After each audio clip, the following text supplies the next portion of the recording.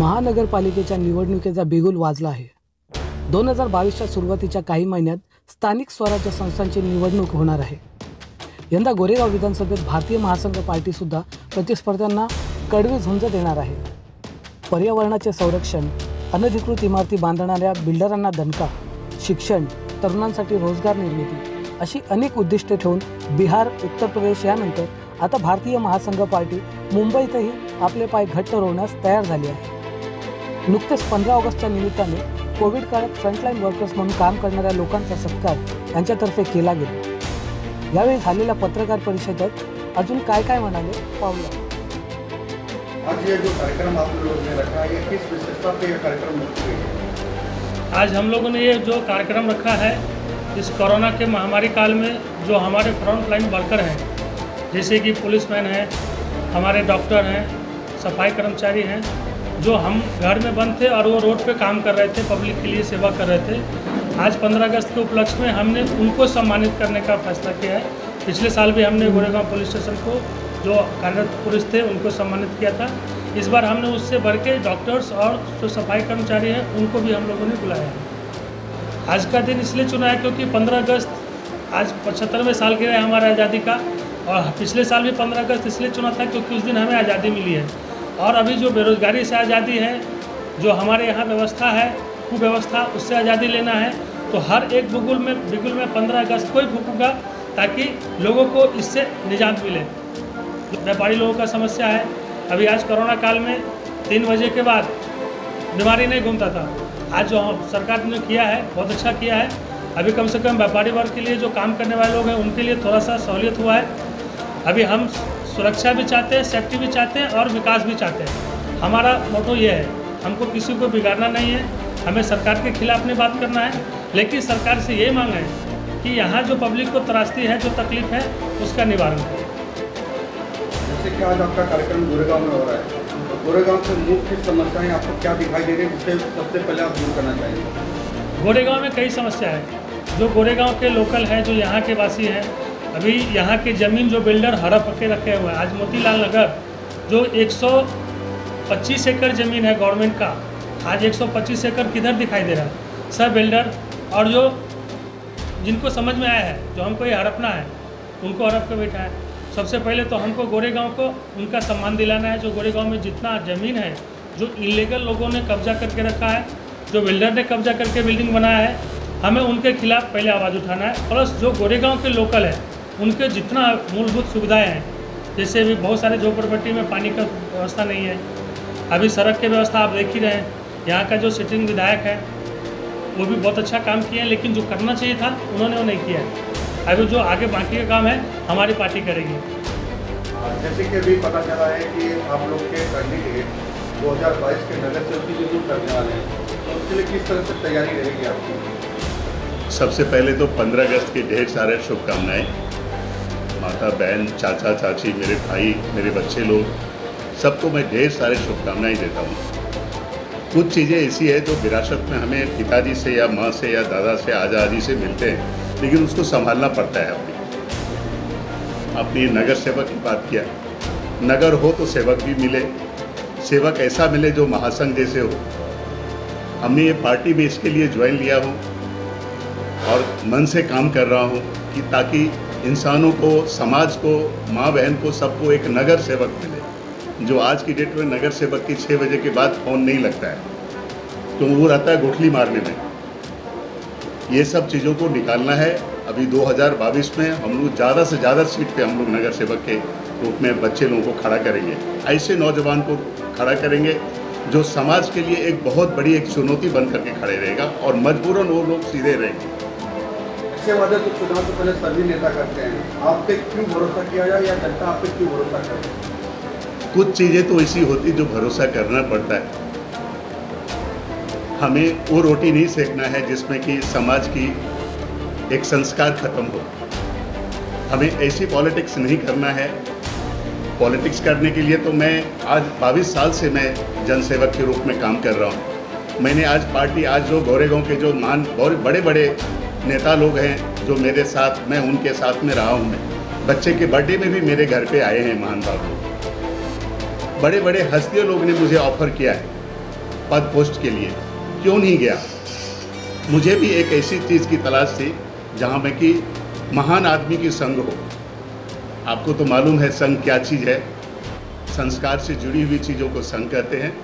और मैं सौरभ मिश्रा, मैं वचन देता हूँ मैं आपको कि मैं उतना ही खाता हूँ जितना पचाने की शक्ति है, और उतनी ही बोलूँगा जितना करने की शक्ति है। मैं टेक्निकल आदमी हूँ, मैं काम पे विश्वास करूँगा। मैं प्लास्टिक इंजीनियर हूँ, मैं काम पे विश्वास करूँगा, एक हार्ड वर्क पे विश्वास करूँगा। ये इमोशनली तो भगवान बनाया है, इमोशनली बात तो कर लूँगा, लेकिन ऐसी बातें नहीं करूँगा जो समाज की कुनीति और कुछ समाज में कुशासन में। आपको लगता है कि आपकी जो पार्टी है ये सारा जो आप कह रहे हैं वो पूरा कर देगी? पार्टी क्या करेगी? हम लोग करेंगे। पार्टी का तो एक माँ बाप का नाम लेकर के आदमी चलता है। हॉल में कभी एंट्री लेता है तो एक आईडी या पासपोर्ट दिखाता है एयरपोर्ट पे। काम तो हम लोग भी करना है। हम लोग के ऊपर डिपेंड करता है पार्टी किस तरह से काम करेगी। यानी बाकी पार्टी को 2022 में आपकी पार्टी से टक्कर लेनी होगी।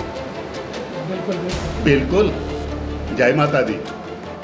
आप क्या कहना चाहेंगे आज के दिन?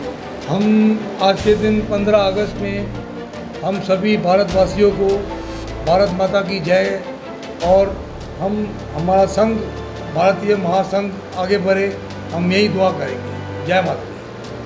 तो आपकी क्या सोच है और किस तरह से आप आगे बढ़ना चाहेंगे? जी, आज के दिन की ढेर सारी शुभकामनाएं सभी देशवासियों को। मैं लालेश्वर दुबे, भारतीय महासंघ पार्टी के महासंगठन मंत्री, एक युवा कार्यकर्ता में बनकर आया हूं और देश की सेवा करना चाहता हूं। तो युवा कार्यकर्ता हैं तो आप युवाओं के बारे में क्या सोचते हैं कि सबसे पहले युवाओं को क्या देना चाहिए या आपकी पार्टी की तरफ से क्या होगा? जी हाँ, सबसे पहले जो हमारे युवा के लिए बेरोजगारी है उसको हम दूर करना चाहते हैं। वो तो मोदी जी कर ही रहे हैं ना? जी नहीं, दिखा दिया सबको। महानुभाव अगर कर रहे हैं तो होगी, नहीं कर रहे हैं नहीं हो रही है। इसके लिए हम एक युवा कार्यकर्ता हैं और युवाओं के लिए एक सोच लेके आए हैं। हम वो बड़ी बड़ी बातें नहीं करते हैं। मैं एक छोटा सा एग्जाम्पल देना चाहता हूँ आपको कि हमने 15 लाख, 50 लाख और 5 लाख का वादा अभी तक किया नहीं है। अगर शायद उन्होंने ये जो 15 लाख का वादा किया था, एक सिंपल सी मेरी जहाँ तक थिंकिंग है, वो 5 लाख अगर एक फैमिली को रोज़गार के लिए देते थे तो पूरी देश की आर्थिक स्थिति भी ठीक होती थी और उस फैमिली को अच्छा खासा रोज़गार भी मिलता था और कहीं ना कहीं कंडीशन ठीक होती थी। 15 लाख के एक झूठे वादे पे जाके और आज 50 रुपये या 500 रुपये भी नहीं मिल रहा है, तो उससे बेरोज़गारी तो बढ़ने वाली है सर। मेरे हिसाब से तो नहीं कम हो रही है। और क्या संदेश देना चाहेंगे युवाओं? संदेश हमारे युवाओं का है, युवाओं के लिए मेरा यह है कि सभी जो हमारे युवा हैं, हमारे देश के जवान हैं और बहुत कुछ उन पर निर्भर करता है। एक शक्ति, एक संगठन के साथ मिलके इस देश को बचाना है, आगे बढ़ाना है, बहुत कुछ दिखाना है। जो अभी बहुत कुछ करना हम जैसे जवानों के लिए बाकी है। जैसे हमारे आज की डेट में हम जो हमारा मुद्दा है कोरोना वॉरियर्स, ये हमारे युवा, हमारे डॉक्टर, पुलिस, स्वीपर जो भी मेहनत किए हैं वो देश के लिए किए हैं।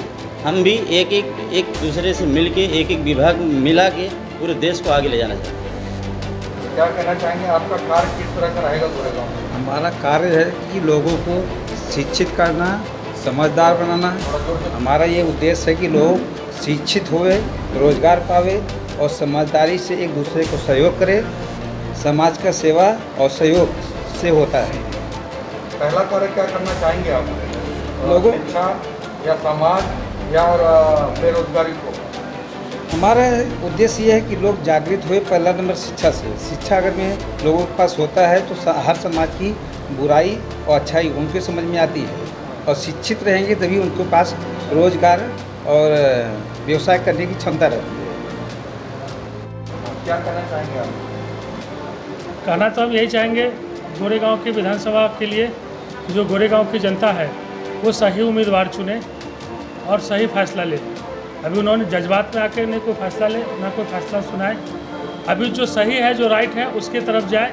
और हम लोग यहाँ जो ओरिजिनल चौकीदार जिसको बोलते हैं, पैरामीटर्स की बात लोग करते हैं। अभी आम जनता को तो मालूम ही नहीं जो पैरामीटर होता क्या है। हम सिक्योरिटी वाले हैं, हमको पता है पैरामीटर क्या होता है। तो जो पैरामीटर का बात करते हैं लोग, तो ओरिजिनल पैरामीटर पे हर एक चीज़ खड़ा कैसे उतरना है, ये हमको करके दिखाना है। ये हमने ठाना है, हमारे भारतीय महासंघ पार्टी ने हमको ये जिम्मेदारी दी है। तो यहाँ की जनता को, पूरे महाराष्ट्र की जनता को, अभी गोरेगांव से तो मैं फिलहाल हूँ, लेकिन हमें पूरे महाराष्ट्र की जिम्मेदारी दी गई है। तो महाराष्ट्र के अंदर में जो भी समस्याएं हैं, जो भी तकलीफ है, अभी जो बेरोजगारी है, जो बोला गया था हमें 2 करोड़ रोजगार मिलेगा, वो नहीं मिला। हमें नया रोजगार कैसे क्रिएट करना है, लोगों को कैसे मदद करना है, हमारी पार्टी की फोकस उसी के ऊपर है। स्किल डेवलपमेंट, कि आदमी जिस लायक है उसको वो काम किस तरह मुहैया कराया जाए, उसको उसी काम में उसको बेहतरी किस तरह किया जाए, उसको वही काम हमारा पार्टी करेगी। स्किल डेवलपमेंट, लोगों को बेरोजगारी से मुक्ति दिलाना, रोजगार दिलाना, ये हमारा पार्टी का और हमारे सारे कार्यकर्ता का मेन उद्देश्य है। झंडा लेकर के पार्टी का जयकार करना ही मेन उद्देश्य नहीं है हमारा। हमारा उद्देश्य है कि यहाँ से बेरोजगारी कैसे ख़त्म हो। यहाँ की जो समस्या, मूलभूत समस्या, अभी बीएमसी का है, रोड नाली खनने के हिसाब से पाइपलाइन डालना है और ऐसा गड्ढा कर देते हैं कि पेड़, जितने भी रोड साइड के पेड़ हैं, सब एक छोटी सी आंधी में सब गिर जाता है। हमारा जो एनवायरनमेंट है, हमारा जो पोल्यूशन है, वो बहुत ज़्यादा बढ़ रहा है। क्यों? क्योंकि पेड़ पौधे नहीं बचे हैं। आज हमारे आर्य कॉलोनी को भी बहुत सारे नुकसान पहुंचाया गया पेड़ पौधे का। लोग सोच रहे हैं कुछ अलग करने का, लेकिन अभी हमारी पार्टी सबका विरोध करती है और नए रोजगार के लिए क्या करना है ये हमारी पार्टी कर रही है। बस इतना ही करना है मुझे। धन्यवाद।